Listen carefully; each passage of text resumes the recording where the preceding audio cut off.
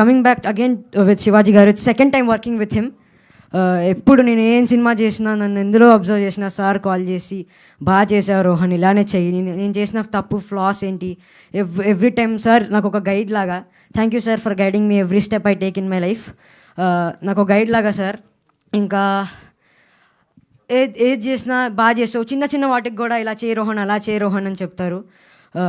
Thank you so much sir once again. ఇప్పుడు coming back to the song పాయా, मुझे लगता है आपको ये सॉन्ग पसंद आया. Thank you. ఇక్కడ వచ్చిన అందరికీ.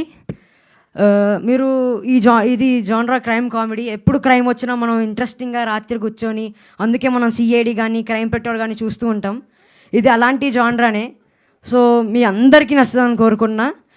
అందులో ఒక క్రిమినలే ఉంటారు, ఒక క్రిమినల్ పట్టుకోవడానికి ఒక గ్రూప్ తిరుగుతూ ఉంటుంది, కానీ ఇందులో ఫ్యామిలీ మొత్తం క్రిమినల్స్. చూడండి ఎలా ఉంటుందో ఆలోచించుకోండి. ఈ Rohan is going to come as a psycho Mithil in front of you.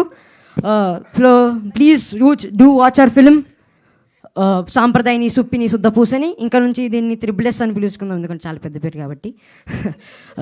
So it's gonna premieres from Feb 12th. అక్కడ కలుసుకుందాం. Thank you. వామ్మో, కాదు ఒక్క నిమిషం. మామూలు రోహన్ వస్తేనే మాకు మామూలుగా ఉండదు, అలాంటిది సైకో మిథిల్ అంటున్నావు. ఏంటి అసలు మిథిల్ విషయాలేంటి? సినిమా చూడండి, Feb 12th కదా, కంట్రోల్లో ఉంది. వాడే అసలు దేశముదురు అంటే. సరే, నీకు దేశముదురు, చిచ్చర పిడుగు ఇలా బోల్డ్ నిక్ నేమ్స్ ఉన్నాయి, కానీ శుద్ధపూస అని ఎంతమంది పిలిచారు ఇప్పటిదాకా చెప్పు? ఇప్పుడు 90s తర్వాత అందరూ ఆల్మోస్ట్ అదే అందరూ శుద్ధపూస సాంప్రదాయని అని పిలుస్తుంటారు. అది ఇప్పుడు చిచ్చర పిడుగు అవన్నిటికంటే ఇదే చాలా మేలు. ఇక్కడ టైటిల్లో కూడా అర్థమైంది మాకు, శుద్ధపూసలోనే ఉంది ఫోన్ కూడా. అదే దట్ ఈస్ యూ, మాకు అర్థమైంది.